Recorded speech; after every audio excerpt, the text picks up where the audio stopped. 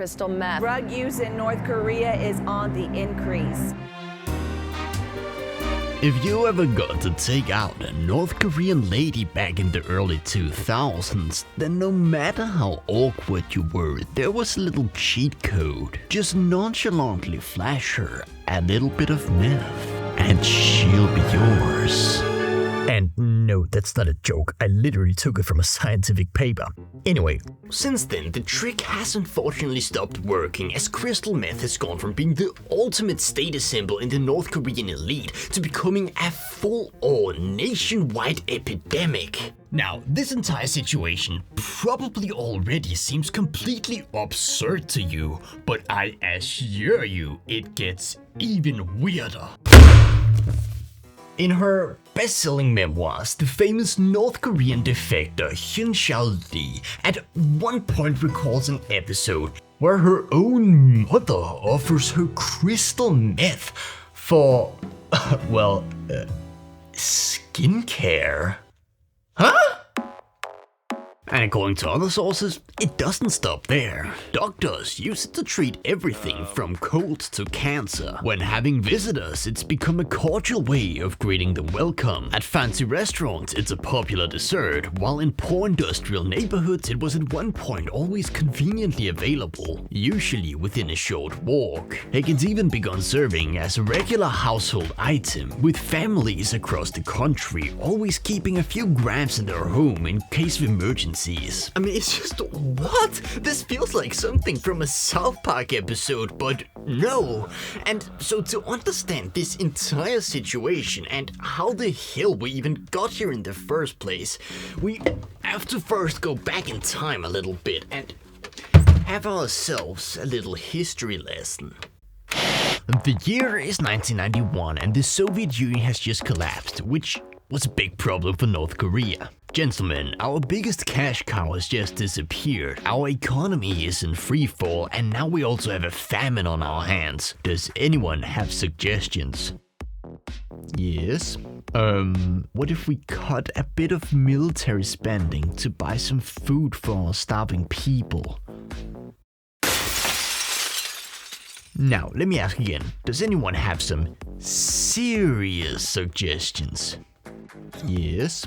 How about spending copious amounts of money on a nuclear bomb and then funding it with meth? Sir, you are a goddamn genius! And so it was. A bunch of meth factories are quickly erected and chemists are brought in to train an army of Walter Whites. And not only that, since this is a government operation, not only do these guys have tons of resources, but they also don't have to worry about law enforcement since, you know, it is literally legal. The result? All of these North Korean meth cooks quickly become world class, consistently churning out 96 to 98% pure meth. For reference, here is Jesse Pinkman from Breaking Bad reacting to pulling off a 96% cook. Yes. And so, yeah, this is pretty damn good. However, it's also just one part of a much larger equation.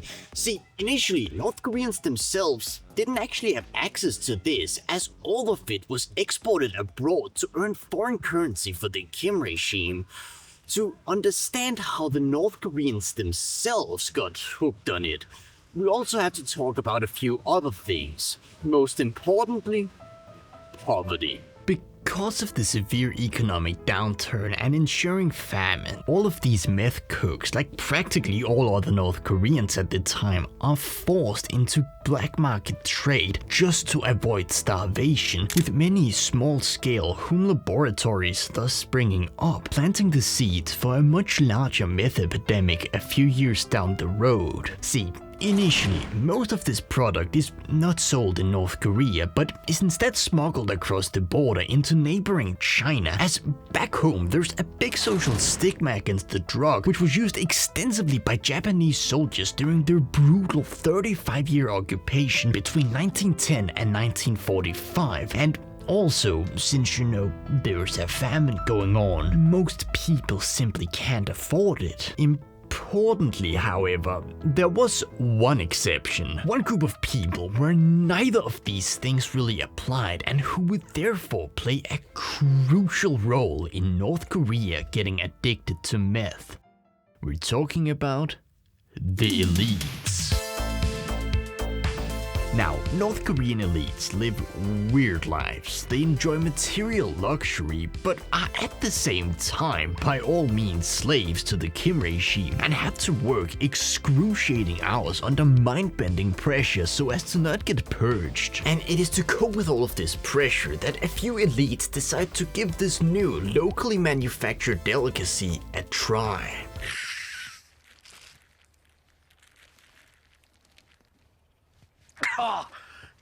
Tight, yeah! They absolutely love it, and soon crystal meth is all over North Korean high society. Rich people start gifting it to each other on special occasions. Fancy restaurants start serving it for dessert. Heck, because crystal meth dulls the appetite, rich North Korean women even start using it as a diet drug. It essentially becomes the North Korean Ozempic.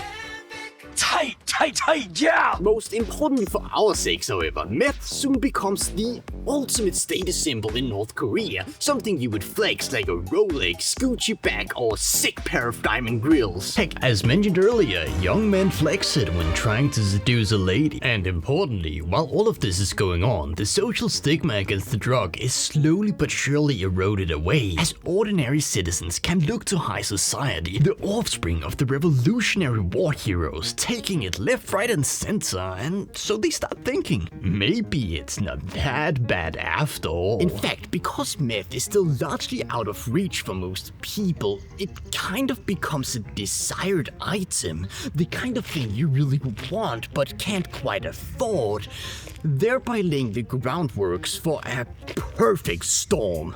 See, although it was still by all means inaccessible, that was all about to change. Between 2004 and 2005, China started to get a bit annoyed with all of this high-quality crystal meth flowing into the country from their North Korean neighbors, and coupled with a larger US-led international effort to crack down on North Korea's illicit activities, the Kim regime decides that it was a good run, and they essentially shut down their entire meth industry. The result? A bunch of world-class North Korean meth cooks are suddenly without jobs, and so, as you might expect, high-quality crystal meth starts flooding the North Korean market. Initially, it's mostly students who start picking it up, using it in the same way that many Westerners would use a Red Bull. But it's not long before it starts to spread further, going to every layer of society, becoming a full-on epidemic. By the early 2010s, many defectors even start speaking of upwards of 50% of their hometowns being addicted to it in some way. However, this is also where I feel like I have to change up the tone of this video, as the entire meth situation kind of goes from being comically absurd to straight up sad and disturbing. See, you might be wondering, why did meth spread throughout North Korea so abruptly? Now, part of it, of course, has to do with the fact that many people want some kind of escape from their miserable everyday lives. However, there are also far more sinister things at play. See, while rich North Korean ladies can use the appetite-dulling effect of the drug to lose weight, poor, malnourished, lower-class North Koreans can use it to get through their mind-bendingly tough work days on an empty stomach.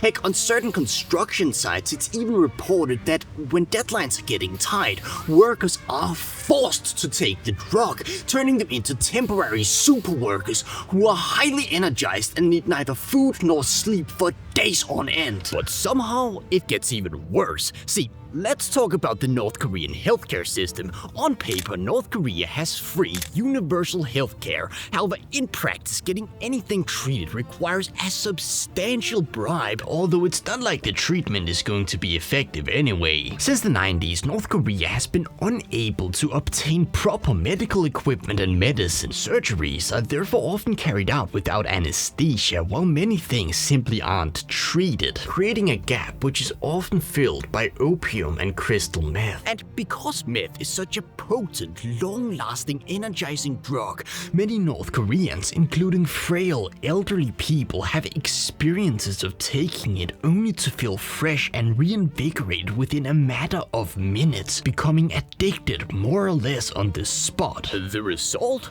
Over the years, an incredibly dangerous myth has become incredibly widespread that meth is somehow good for you, that it's some kind of wonderful miracle drug that can cure more or less everything. In turn, as mentioned earlier, many families around the country start keeping a few grams around their homes in case of emergencies, which, although it sounds like something made up from a South Park episode, when you consider stuff like this, kind of actually makes sense, especially when you also remember how isolated North Korea is from outside information and the fact that the Kim regime has done absolutely nothing to dispel this dangerous myth either. There have been no real public awareness campaigns about the dangers of the drug. Meanwhile, forced rehabilitation camps and anti-drug propaganda posters exclusively focus on shaming addicts for the damage they're doing to their country. Meanwhile, the drug's grip on society has become so tight that not even the Kim regime's iron fist can stop it either. Kim Jong Un has launched numerous crackdowns over the years, but they have all been faced with the problem of enforcement officers who are not only addicted to it, but also financially dependent on it, receiving so many bribes from the meth trade that meth has straight up started being used as a currency for this purpose. Now, there are of course examples of officers doing their actual jobs and, for example, seizing a drug shipment.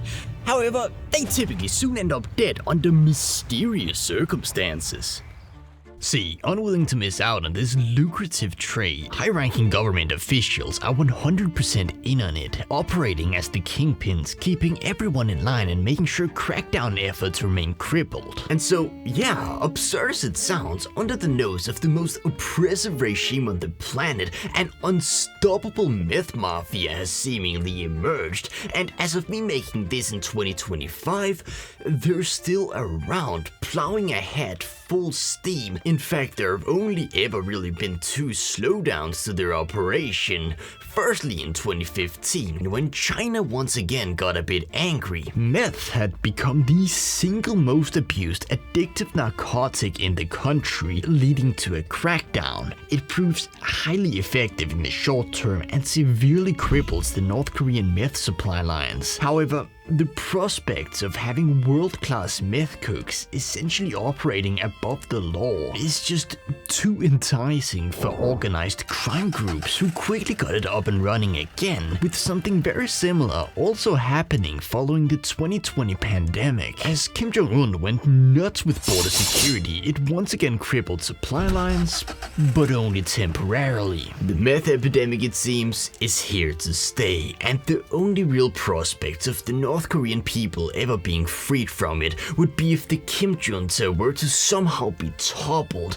However, with countries like China and now Russia backing it, that doesn't seem likely to happen anytime soon. Now, on the topic of North Korea's newest ally Russia, did you know that Vladimir Putin became president in large part because he broadcast a sex tape on national TV? Now, I get it, it sounds like an absurd made-up statement. However, read literally any book about Putin's life and you are certain to find a section about it. But thankfully for you, you don't have to read any books because I made an entire video about it. So perhaps you should click on it and witness the absolute insanity of that story. Adios.